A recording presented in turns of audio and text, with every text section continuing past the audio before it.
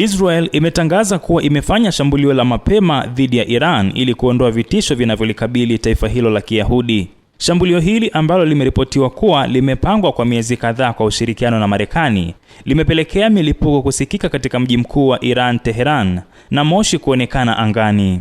Waziri wa ulinzi wa Israel Katz, alisema taifa la Israel limeanzisha shambulio la mapema dhidi ya Iran ili kuondoa vitisho dhidi ya taifa la Israel. Afisa mmoja wa ulinzi wa Israel amethibitisha kuwa operesheni hiyo ilipangwa kwa muda mrefu pamoja na Washington, na tarehe ya kuanza shambulio hili iliamuliwa wiki kadhaa zilizopita.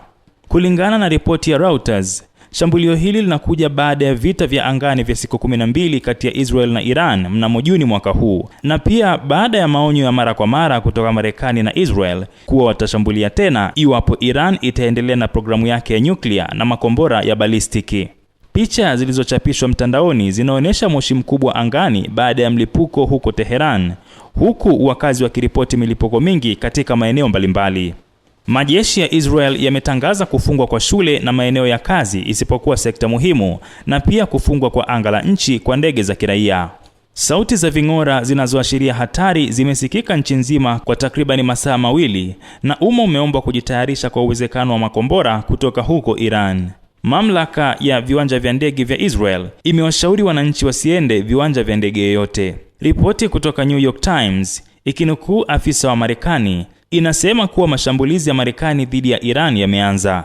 Naye Rais wa Marekani Donald Trump amethibitisha kuwa jeshi la Marekani limeanza operesheni kubwa za kivita ili kuondoa vitisho vya nyuklia na makombora kutoka Iran, na kuahidi kuangamiza kabisa programu ya nyuklia Tehran na silaha zake za makombora. Mzozo huu unakuja wakati mazungumzo ya nyuklia kati ya Marekani na Iran yalikuwa yameanza tena Februari mwaka huu ili kutatua mgogoro wa miaka mingi wa nyuklia kwa njia ya kidiplomasia. Marekani iliitaka Iran ibomoe miundombinu yake ya nyuklia, ihamishe urani iliyoboreshwa nje ya nchi na kukubali mpango wa kudumu bila mipaka ya muda.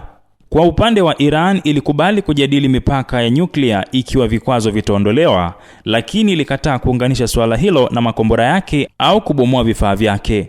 Mnamo Juni mwaka 2025, Marekani ilijiunga na kampeni ya Israel ya kushambulia vituo vya nyuklia vya Iran, na Tehran ikalipiza kisasi kwa kurusha makombora kuelekea kambi ya anga ya Marekani huko Qatar. Maafisa wa Iran wamesema wako tayari kujitetea dhidi ya uvamizi wowote, na wameonya nchi jirani zinazopokea wanajeshi wa Marekani kuwa zitashambuliwa ikiwa Washington itashiriki. Shambulio hili jipya limezua hofu ya kuenea kwa vita vya kikanda Mashariki ya Kati na kufifisha matumaini ya suluhu ya kidiplomasia. Bei za mafuta na usalama wa maeneo tofauti zinaweza kuathirika pakubwa iwapo makabiliano haya yataendelea.